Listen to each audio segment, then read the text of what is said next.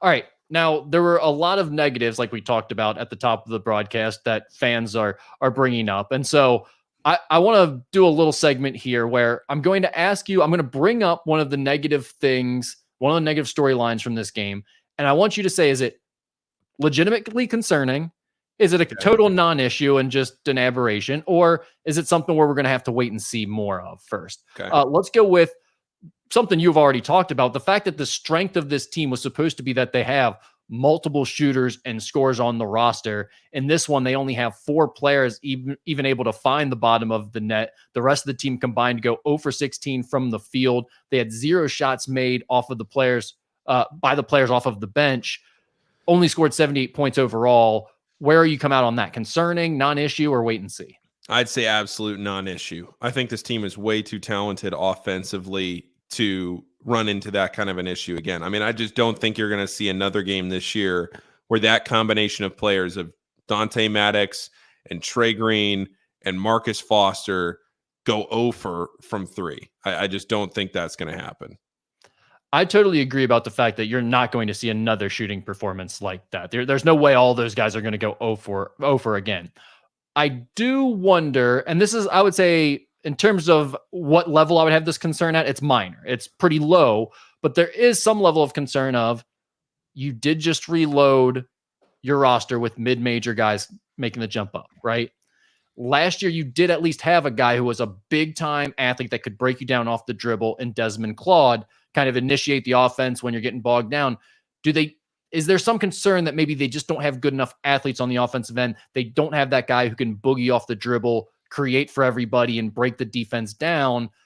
Are they going to get stagnant too often at times this year when teams pressure them because they're not as athletic? And again, I'd say the concern for that is low, but that's where my head started to go when I looked into like how much of a concern is this really. That's the only way I can see it being a lingering problem. Yeah, I would agree with that, but I don't think that this is going to be an issue for Xavier.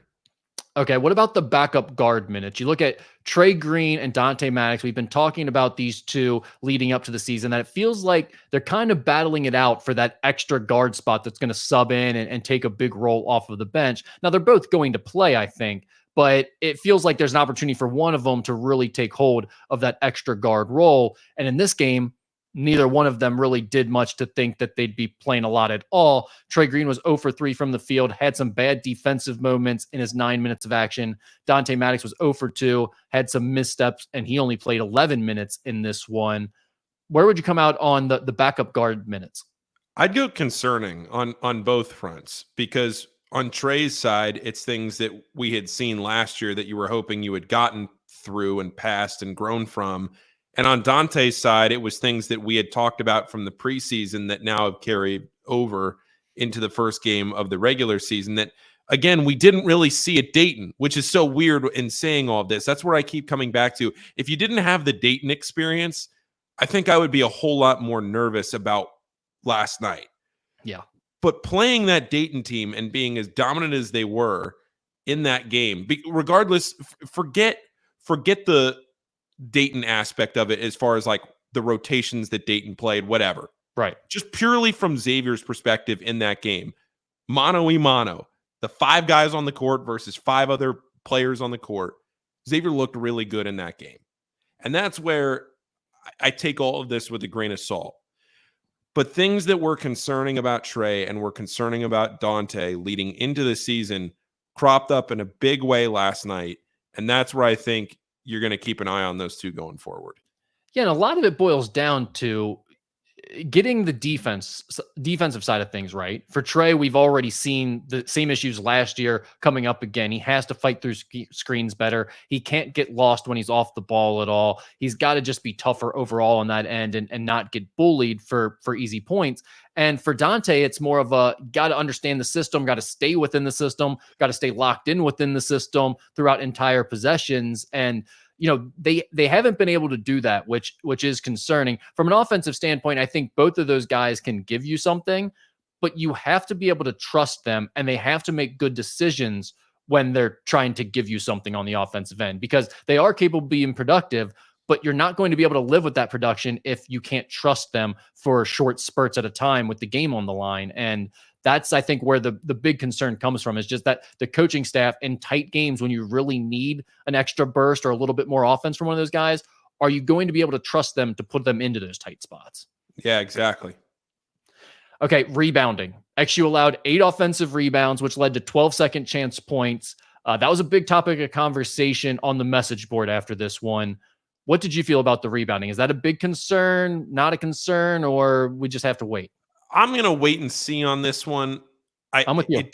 it did make me a little kind of tentative, just because you felt the loss of somebody like Traore in there who could have just cleaned up the glass at points. So that's where, to me, I want to wait and see more. I'm not going to let one game against Texas Southern dictate my thoughts on the rebounding. I want to see it. Let's get through Wake Forest. Let's get down to Florida, and by that time you'll have a big enough sample size. There were points to be concerned. There were other points where it was just the flow of the game that I thought played out on the rebounding side. So I'm gonna wait and see on that one.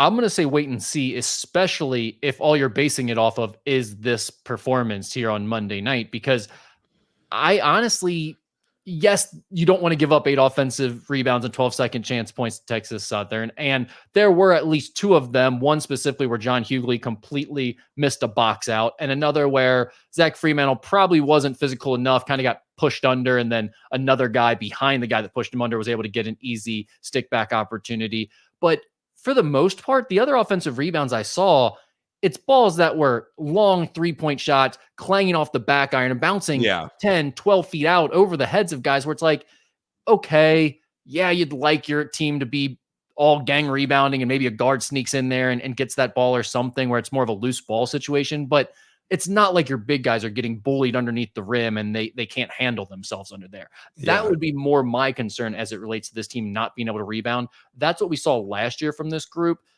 I have my concerns about that for certain, just because I had them before Lucina Traore got hurt. He was going to be the best interior rebounder. Now that he's gone, it becomes an even bigger concern. But I don't think we saw enough in this game to decide that, yeah, this team is a terrible rebounding team and it's really going to be a huge issue again. It might be, but I don't think we saw enough here to clearly state that. One of the other things was Texas Southern's 3-point shooting. They were 10 for 23 from beyond the arc, 43.5%. They were 6 of 13 in the first half, which I thought the defense in the second half got better, even despite them still making 4 of 10. First half was a little bit more concerning, I would say. But what were your overall thoughts in terms of how big of a concern this is? Again, I guess I'll wait and see here. I'd lean more toward the positive end of that, though, as in not concerned toward wait and see. Some of those shots that they hit, Rick, I mean, if you're going to live with them taking those shots and they went in. So I'm not super concerned about that. I would agree. Right now, I would say this is a non-issue. I'm not even going to go that we need to wait and see, because I think that this team is experienced enough. They're tough enough mentally that even if there's a guy like Trey Green or Dante Maddox who struggles to figure out the system and you're not going to be able to trust them, well, I think they'll just move on without one of those guys if that happens to be the case. And the other guys that are playing more will figure it out defensively. I don't think that's going to be a lingering issue long term, but I do think there were some instances in the first half where they've got to be tougher. They've got to be more aggressive fighting through screens. Their bigs have to do a better job in ball screen coverages as well. So there were some things to definitely pick apart there from the first half of that game and even into the second half. But I'm not sure how big of a long-term concern it is, especially when it comes to giving up those open 3-point looks. John Hughley, and we can really just talk about the center spot in general. We're talking about the loss of Lucina Traore. He only played 6 minutes in this one, Paul.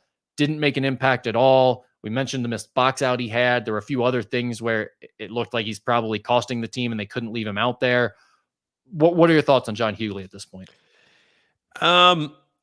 I would lean more toward not concerned on this one, only because I think it was I lean more on the what I've seen portion of John Hughley from practice, and also the fact that Sean kind of made it clear that we're going to see the best of John Hughley down the line this season as he continues to get in better shape. We do have a sample size of Hughley playing well and not well at the high major level. I think Hughley is going to play a factor for this team. It was a little weird that he played as poorly as he did last night. But again, I'm not super concerned about him right now through one game. I lean more towards this being concerning, but I've been on the side of, ever since the transfer portal wrapped up, I've been talking about this is going to be the biggest storyline. Who's going to start at center? Who's going to be the center? That ended up being Lucina Traore. It became clear as time went on, but in terms of making that making you feel better about their current situation, it doesn't, right? I mean, if Lucina was clearly the starter, that means he was outplaying John Hughley by a decent amount there, and that's Sean Miller's word. That's not us just surmising that. Sean Miller has made that clear that Lucina Traore was definitely going to be the starter. So all of that would lead to me being a little bit concerned about John Hughley. Yes, we've seen him play well at the high major level at Pitt, but it's been 2 years since he's been that type of player. At some point, you have to wonder, is he going to be able to get back to that form? And this is just one game. And like you said, Sean Miller has been clear about the fact that he's going to get better as the season goes on. And I believe that. But can Xavier wait for him to get better in January or February? They might need him before that is the problem. The only worry I would have here right now immediately is the stress it puts on Zach and Jerome to play more minutes. Yeah. And look at Zach. He had to play 33 minutes and a lot of those minutes at center. That's a really good point. Does that put too much on him from a physical standpoint, from a foot standpoint? And then just defensively, what does that do to your team? Is he just giving up too much at a certain point in the post on the defensive end? And then finally, Hunter. He goes 0 for 5 in this one. Definitely looked like there were either some rust or nerves there on the offensive end for him. Do you feel like that's just a opening night situation? Yeah, I'm not worried about Jerome in the slightest on this one. You could tell, I will say, there was some really cool shots of Jerome just being giddy is the best way to describe it. Just so excited to get back out there. Sean talked about it with Zach against Dayton. Just the excitement to get back out there and to play a game again. And Jerome had some decent looks, like that little fadeaway shot that he's really worked on in the offseason and kind of added more to his game there that he took a couple of times. I like that shot for him. I know it's kind of a funky shot. You might not think it is off the bat, but that's one he'll pretty consistently hit in practice. He had one look spinning to the rim that rolled around and out. He's got to see one fall. I'm not concerned about Jerome at all. Yeah, I'm not too concerned about him either. I think this was mostly, again, either nerves, rust, whatever you want to call it, but more the emotions of the moment and him having to get back settled into the swing of things. I would add to that, though, it felt like last year with him sitting out and the fact that the team needed him, the legend of who he is as a player and what he was going to bring to the team kept growing and growing. And it got to a point where it's like, okay, yeah, he had some pretty good offensive games towards the end of that Sweet 16 run. But he had never been like a guy you want to call his number a lot on the offensive end and want to play through on the offensive end a lot. Remember, what made him good was him kind of taking a back step offensively and being like, I don't need to look for my shot. I can just be a role guy and sort of be more of a glue, hustle piece for this team. And I would say, like, I wouldn't expect too much out of him from an offensive standpoint. I don't think that's going to be his role on this team, but I do think he'll be fine overall. I think people remember the fact that the last two times you saw him play were basically his two best collegiate performances outside of the Texas game, of course. But when you think back to Kennesaw State and Pitt, those might have been the best two games he played in college in his career. Yeah. And that's the lasting memory of him. So it is what it is. And that's not to say that's not buried down there somewhere. That's just not who he is consistently. He'd tell you that. I mean, the coaching staff knows that. That's why he's playing in the role he's in. It's just that's what everybody who watches him play remembers of him. Yeah, and understandably so, because it was impressive. He did do more offensively in those games where he looked like, okay, maybe he's capable of taking on a bigger role like they thought all along when he was a high school prospect, right? But I think especially coming off of everything he's coming off of from last season, that's not going to be the role he plays for this team, and that's totally fine.